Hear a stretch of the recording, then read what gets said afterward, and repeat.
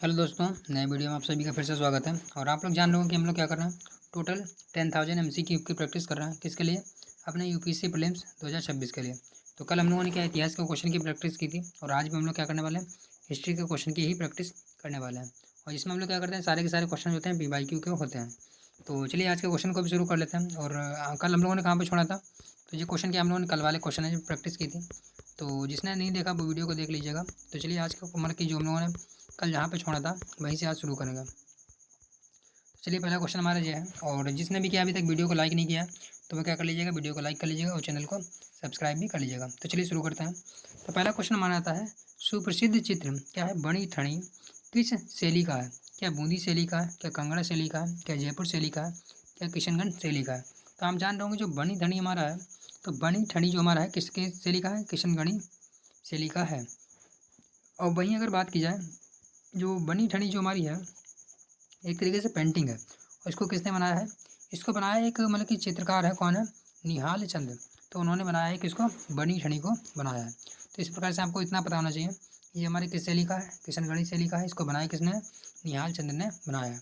क्योंकि एक बार यूपीएससी ने इसके मतलब कि शैली पूछ ली, तो हो सकता है कई मतलब कि जो इसके पेंटर जो होंगे यानी कि चित्रकार होंगे उनके बारे में भी पूछ सकती है। तो चलिए अगला क्वेश्चन हम लोग सॉल्व कर लेते हैं। अगला क्वेश्चन हमारा है, संथाल परगना विद्रोह के शांत हो जाने के बाद औपनिवेशिक शासन द्वारा कौन सी या से उपाय अपनाए गए या गए थे? संथाल परगना नामक राज्य क्षेत्रों का सृजन किया गया था क्या? तो बिल्कुल सही बात है, यानी कि संथाल परगना नामक राज्य क्षेत्र का सृजन किया गया था। किसी संथाल का गैर संथाल भूमि के मतलब कि अंतरण अंतरण करना यानी गैर कानूनी बना दिया गया था। तो ये भी बात हमारी सही है कि किसी भी संथाल क्षेत्र का जो होगा भूमि, उसको गैर संथाल व्यक्ति के पास हस्तांतरण नहीं किया जाएगा। यानी कि इसका राइट आंसर क्या होगा हमारा? 1 और 2 दोनों सही हैं। चलिए अगले क्वेश्चन को आते हैं। अगला क्या हमारा, आर्थिक तौर पर 19वीं शताब्दी में अंग्रेजों को अंग्रेजी क्या है, भारत पर अंग्रेजों के शासन का एक परिणाम क्या था? यानी कि जो 19वीं शताब्दी थी उसमें जो भारत पर जो अंग्रेज शासन कर रहे थे उसका परिणाम क्या रहा? तो क्या रहा, क्या भारतीय हस्तशिल्पों के निर्यात में वृद्धि हुई थी क्या? तो आप जान रहे होंगे भारतीय हस्तशिल्प निर्यात की वृद्धि से ऐसा कुछ भी नहीं हुआ था, बल्कि एक तरीके से बर्बाद ही हो गए थे। भारतीय स्वामित्व वाले कारखानों की संख्या में वृद्धि हुई थी क्या? तो ऐसा भी नहीं हुआ था। भारतीय कृषि का व्यवसायीकरण यानी कि वाणिज्यीकरण हुआ। तो बिल्कुल सही बात है।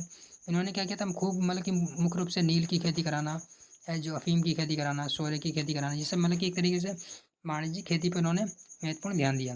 और नगरीय जनसंख्या में तीव्र वृद्धि हुई। तो ये भी हमारा गलत हो जाता है। इसका मतलब राइट आंसर क्या होगा हमारा? राइट आंसर हो जाएगा हमारा क्या, सी। इन्होंने क्या किया था, भारतीय जो कृषि है उसका क्या कर दिया था, वाणिज्यीकरण कर दिया था। मुख्य रूप से क्या, जैसे कि मैंने बताया कि मूंगफली हो गया, गन्ना हो गया, पटसन यानी कि जो हमारा जूट हो गया, तिलहन हो गया, कपास हो गया, मसाले हो गए, फिर तम्बाकू हो गया।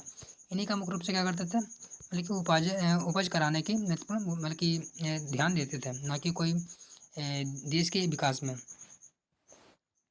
अगला क्वेश्चन हमारा आता है, 18वीं शताब्दी के मध्य इंग्लिश ईस्ट इंडिया कंपनी के द्वारा बंगाल निर्यात के प्रमुख पण्य यानी कि जो पदार्थ थे वो स्टेपल कमोडिटीज़ थे, क्या थे? तो कौन कौन से जो थे मुख्य रूप से निर्यातित पदार्थ थे, पण्य पदार्थ? क्या अपरिष्कृत कपास था, तिलहन था या अफीम था क्या? चीनी, नमक, जस्ता या शीशा था क्या? तांबा, चांदी, सोना, मसाले या चाय था क्या? कपास, शोरा, रेशम, अफीम था क्या? तो आप जान रहे होंगे जो इंग्लिश ईस्ट इंडिया कंपनी थी उसके द्वारा बंगाल निर्यातित प्रमुख पण्य पदार्थ जो थे कौन थे? कपास, रेशम और शोरा और अफीम थे। तो यही मुख्य रूप से निर्यात किए जाते थे। चलिए अगले क्वेश्चन को सॉल्व कर लेते हैं। अगला क्वेश्चन, निम्नलिखित में से कौन सा एक चंपारण सत्याग्रह? तो आप जान रहे हो चंपारण सत्याग्रह कब हुआ था? 1917 में हुआ था, 1917-16 में। तो उसके बाद में क्या एक अति महत्वपूर्ण पहलू क्या है जी आपको बताना है। तो जो कि मैंने बताया 1917 में, यानी कि 19 अप्रैल 1917 को ही मतलब कि चंपारण सत्याग्रह हुआ था। और इसका महत्वपूर्ण पहलू क्या है?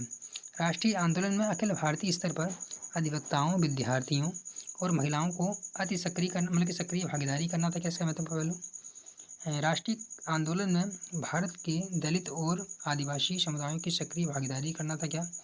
भारतीय राष्ट्रीय आंदोलन में किसानों के असंतोष को सम्मिलित होना था क्या? रोपण फसलों तथा वाणिज्यिक फसलों की खेती में भारी गिरावट था क्या? तो आप जान रहे हो चंपारण सत्याग्रह क्या क्या था? भारत के राष्ट्रीय आंदोलन में किसानों के जो असंतोष था उसको सम्मिलित करना था। तो यानी कि राइट आंसर क्या होगा हमारा? सी हो जाएगा। तो चलिए अगला क्वेश्चन को हम लोग सॉल्व कर लेते हैं।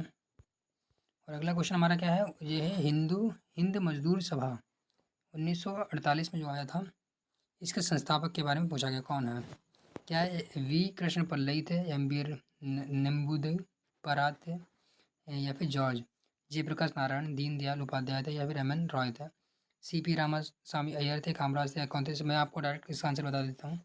इसका डायरेक्ट आंसर क्या रहेगा,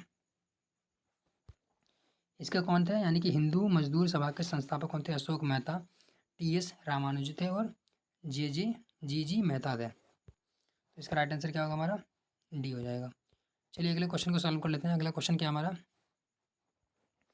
स्थानकवादी संप्रदाय किससे संबंधित था? तो हम जान रहे हो कि जो स्थानकवादी संप्रदाय था, एक तरीके से मतलब कि जो श्वेतांबर थे, तो श्वेतांबरों को क्या कहता था? स्थानिकवासी कहा जाता था, क्योंकि श्वेतांबर ही क्या थे हमारे, जो मतलब कि एक जगह पर रुक गए थे, और मतलब कि जो दिगंबर थे वो क्या हो गए थे, मतलब कि प्रवास कर गए थे। और आप जान रहे हो जो स्थान जो मतलब कि दिगंबर और श्वेतांबर किससे संबंधित है? हमारे जैन धर्म से संबंधित है। वहीं बौद्ध धर्म से कौन संबंधित है? बौद्ध धर्म से हमारे कौन है? महायान और हीनयान संबंधित है। तो आपको ये बताना चाहिए। तो इसका राइट आंसर क्या हो जाएगा हमारा? इसका राइट आंसर हो जाएगा हमारा बी।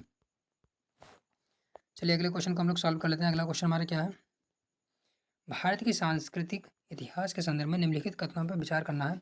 फतेहपुर सीकरी स्थित बुलंद दरवाजा तथा खानकाह का निर्माण में सफ़ेद संगमरमर का इस्तेमाल हुआ है क्या? लखनऊ स्थित बड़ा इमामबाड़ा और रूमी दरवाजे के निर्माण में लाल बलुआ पत्थर और संगमरमर का इस्तेमाल हुआ है क्या? तो यहाँ पे क्या है, दोनों गलत दे दिए गए हैं, दोनों आपस में एक दूसरे से एक्सचेंज है। इसका मतलब क्या हो जाएगा हमारा? राइट आंसर हो जाएगा हमारा ना तो एक ना ही दो। तो चलिए अगले क्वेश्चन को हम लोग सॉल्व कर लेते हैं। अगला क्वेश्चन हमारा क्या होता है, निम्नलिखित में से कौन से विदेशी यात्रियों में किसने भारत में यानी कि भारत के हीरे और हीरो के खदानों का विस्तृत रूप से चर्चा की है? तो बताना है कि भारत के हीरो के रूप में किसने विस्तृत रूप से चर्चा की है? क्या फ्रांसवा वर्नियर ने की है? क्या जीन द थियोनॉन ने की है? क्या जीन वेस्टिल टेवर्नियर ने की है? क्या एबे वार्थेमी कारो ने की है? तो ये क्वेश्चन काफ़ी मतलब कि एक तरीके से जटिल हो जाता है जिसने ना पढ़ा उसके लिए, और मतलब कि एक तरीके से नया ही होता है। तो मैं इसका राइट आंसर बता देता हूँ आपको। इसका राइट आंसर हमारा क्या है? बी है, जीन बी पेस्ट टेवर्नियर। तो आपको बस याद कर लेना है इसका। और इस प्रकार की यूपीएससी का मतलब कि बहुत ही कम कभी कभार मतलब कि पूछ लेती है अतरंगे क्वेश्चन। तो इसका आंसर मतलब कि अगर आपको नहीं आता है तो कोई खास मतलब कि टेंशन लेने की बात नहीं है। चलिए अगले क्वेश्चन को सॉल्व करते हैं। और अगर आपको अगला क्वेश्चन नहीं आता तो ज़रूर टेंशन लेने की बात है कि आपने हिस्ट्री नहीं पढ़ा है शायद। तो क्या बोला है, भारतीय इतिहास के संदर्भ में निम्नलिखित में से कौन से जो भावी बुद्ध, तो आप जान रहे हो भावी बुद्ध के बारे में तो आपको पता ही होना चाहिए, जो संसार की रक्षा करने हैं तो अवतरित होंगे, कौन होंगे? क्या अवलोकतेश्वर हैं? क्या लोकेश्वर हैं? क्या पद्मपाणि हैं? क्या मैत्रेयी हैं? तो आप जान रहे होंगे इनके राइट आंसर क्या होगा हमारा? मैत्रेयी। तो मैत्रेयी के नाम से मतलब कि काफ़ी यूट्यूब वगैरह पे भी मतलब कि फेमस होता रहता है मैत्रेयी के नाम से। तो भावी बुद्ध कौन हमारा है? मैत्रेयी के नाम से जाने जाते हैं। और तो चलिए अगले क्वेश्चन को हम लोग सॉल्व कर लेते हैं। और अगला क्वेश्चन हमारा आने वाला है, और अगला क्वेश्चन हमारा क्या है,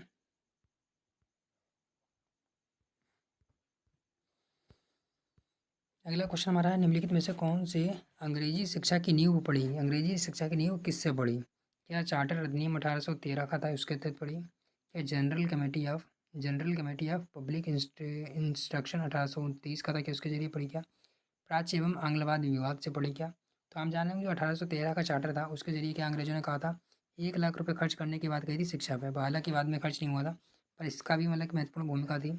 और बाद में general committee of public infrastructure ये भी था हमारा। प्राच्य और आंग्ल जो विवाद था उसने भी भारतीय शिक्षा में अंग्रेजी नींव डालने में महत्वपूर्ण भूमिका निभाई। तो राइट आंसर क्या हो जाएगा हमारा? डी हो जाएगा। 1 2 3। लॉर्ड वेलेस्ली द्वारा लागू की गई सहायक संधि के बारे में आपको बताना है, कौन सा कथन लागू नहीं किया गया था, मतलब कि कौन सा कथन लागू नहीं होता है। तो लॉर्ड वेलेस्ली द्वारा जो सहायक संधि लाई गई थी, क्या दूसरे के खर्च पर एक बड़ी सेना रखने का उसका मतलब कि उद्देश्य था? तो बिल्कुल सही बात है कि किसी दूसरे के उद्देश्य मतलब कि खर्चे पर एक बड़ी सेना रख सकता था। सहायक संधि का यही मतलब कि यही कहा गया था कि मतलब कि कोई भी विदेशी जो संबंध अगर बनाना है तो उससे मतलब कि उससे पूछना पड़ेगा। एक सेना नहीं रख सकता, वो अपनी मतलब कि वो अंग्रेज़ों की सेना ही रखेगा। तो इसका मतलब क्या हो जाता है हमारा? पहला वाला तो सही है, पर आपको पूछा है कौन सा सही नहीं है। भारत को नेपोलियन के खतरे की सुरक्षा करना, ये भी उसने मतलब कहा था सहायक संधि में। कंपनी के लिए एक नियत आय प्रबंध करना। तो सहायक संधि का यह उद्देश्य नहीं था कि मतलब कि कंपनी को एक आय मिल जाए, बस उसके लिए क्या था, एक तरीके से सुरक्षा और उसका खर्चा उठ जाए। यानी कि इसका राइट आंसर क्या होगा हमारा सी, यानी कि सी वाला हमारा गलत है। उसके बाद में बोला भारतीय रियासतों के ऊपर ब्रिटिश सर्वोच्चता स्थापित करना, तो ये भी हमारा था। चलिए अगले क्वेश्चन को सॉल्व कर लेते हैं। 1920 में क्या है, निम्नलिखित में से किसने अपना नाम परिवर्तित करके स्वराज सभा कर लिया था? तो स्वराज सभा किसने किया? क्या है, all India home rule league ने किया था, हिंदू महासभा ने किया था क्या, साउथ इंडिया लिबरेशन फेडरेशन ने किया था क्या, the servant of Indian society ने किया था क्या? तो इसका राइट आंसर क्या होगा हमारा, जो all India home rule league थी उसने ये अपना नाम बदल के क्या कर लिया था, 1920 में स्वराज सभा कर लिया था। चलिए अगले क्वेश्चन को हम लोग सॉल्व कर लेते हैं। अगला क्या हमारा, निम्नलिखित में से कौन सी घटना सबसे पहले घटित हुई, ये हमको बताना है। क्या दयानंद सरस्वती ने आर्य समाज की स्थापना पहले की थी क्या, या फिर दीन बंधु ने जो नील दर्पण मतलब कि लेख लिखा है, क्या वो पहले हुआ था क्या, आपको ये बताना है।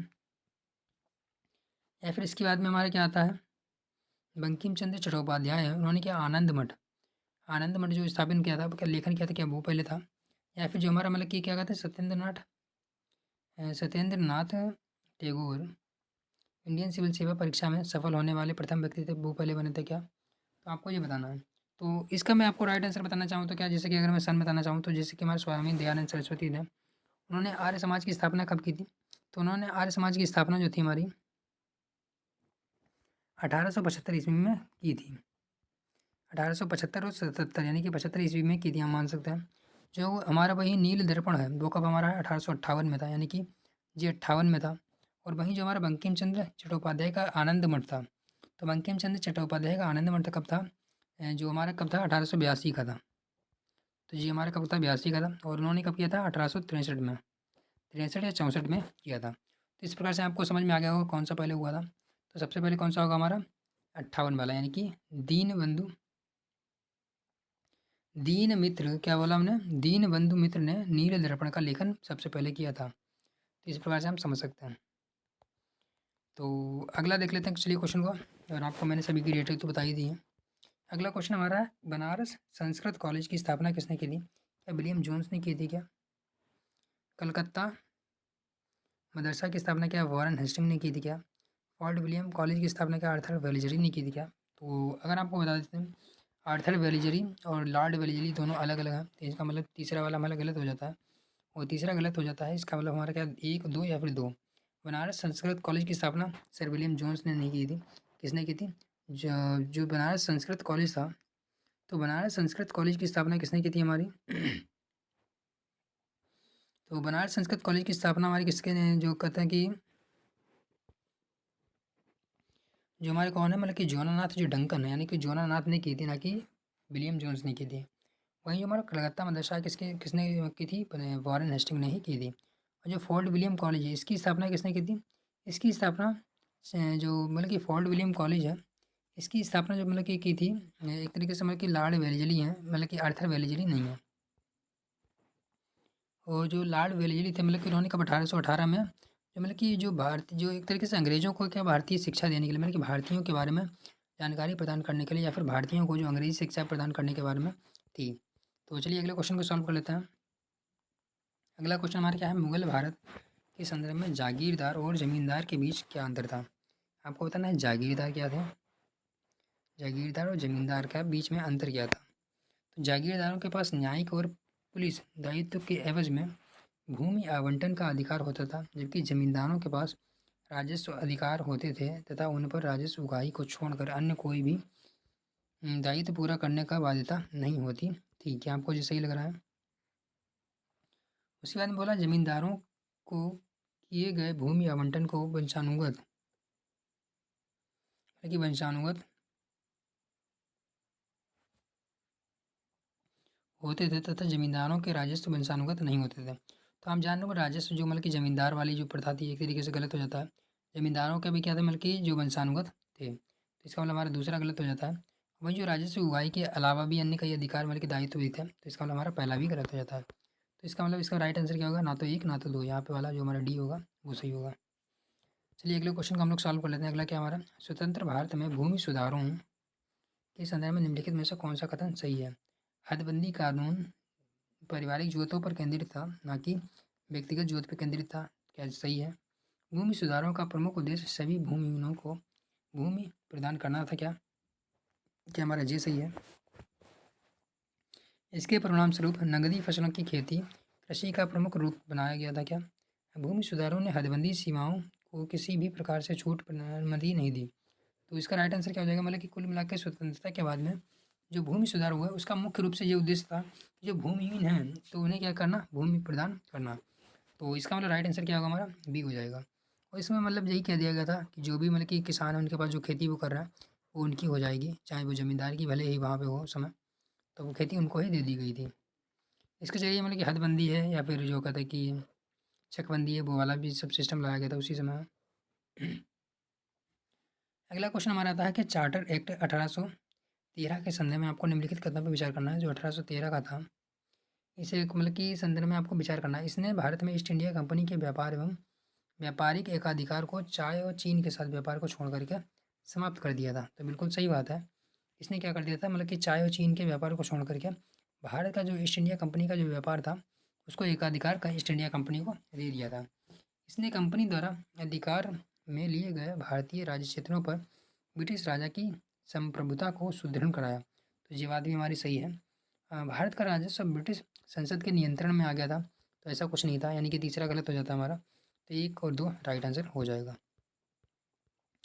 चलिए अगले क्वेश्चन को सॉल्व कर लेते हैं। अगला का हमारा है, आंदोलन और न्याय के लीडर कौन थे। अखिल भारतीय अस्पृश्यता लीग जो है, अखिल भारतीय अस्पृश्यता लीग के कौन थे लीडर, यानी कि महात्मा गांधी थे। क्या बिल्कुल सही बात है। जो अखिल भारतीय ऑल इंडियन जो कहते हैं कि अस्पृश्यता को कहते हैं अनटचबिलिटी विरोधी जो लीग है उसके कौन है, महात्मा गांधी ही हैं। अखिल भारतीय किसान सभा के कौन है, सहजानंद सरस्वती हैं। ये भी भाई सही बात है, इसको भी आप याद रखिएगा। और आत्मसम्मान आंदोलन आप जानते होंगे ई.वी. रामा स्वामी नायक पेरियार हैं। तो ये भी हमारा सही है। इसका मतलब इसका राइट आंसर क्या होगा हमारा, 1 2 3। चलिए अगले क्वेश्चन को हम लोग सॉल्व कर लेते हैं। अगला क्या हमारा है, स्वदेशी आंदोलन के संदर्भ में निम्नलिखित कथनों पर विचार करना है। इसने देसी शिल्पकारों के कौशल तथा उद्योगों को पुनर्जीवित करने में योगदान दिया। तो आप जानते हैं कि स्वदेशी का मतलब ही यही था, बिल्कुल सही बात है। स्वदेशी आंदोलन के एक अवयव के रूप में राष्ट्रीय शिक्षा परिषद की स्थापना की गई थी। ये भी आप जानते हैं कि बिल्कुल सही बात है। यानी कि हमारे क्या 1907 में, जो कि क्या कहते हैं कि 1906 में जो हमारा स्वदेशी आंदोलन आया था, ये बिल्कुल सही बात है। इसमें राष्ट्रीय शिक्षा परिषद की स्थापना भी की गई थी। तो इस प्रकार से हमारा राइट आंसर क्या हो जाता है, सी हो जाता है। तो चलिए अगले क्वेश्चन को हम लोग सॉल्व कर लेते हैं। और अगला क्वेश्चन हमारा आने वाला है, और अगला क्वेश्चन हमारा क्या है, 1 मिनट में आपको अभी बता देता हूँ थोड़ा सा। और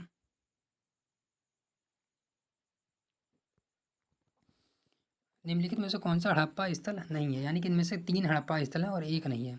तो वो कौन सा है, चनमुदड़ो, कोरडीजी और देसलपुर। ये तीनों के तीनों क्या हमारे हड़प्पा स्थल हैं। बल्कि सौगोरा हमारा क्या है, जो गुप्तकालीन एक तरीके से समय का है। तो यानी कि इसका राइट आंसर क्या हो जाएगा हमारा, सी हो जाएगा। तो चलिए अगले क्वेश्चन को सॉल्व कर लेते हैं हम लोग।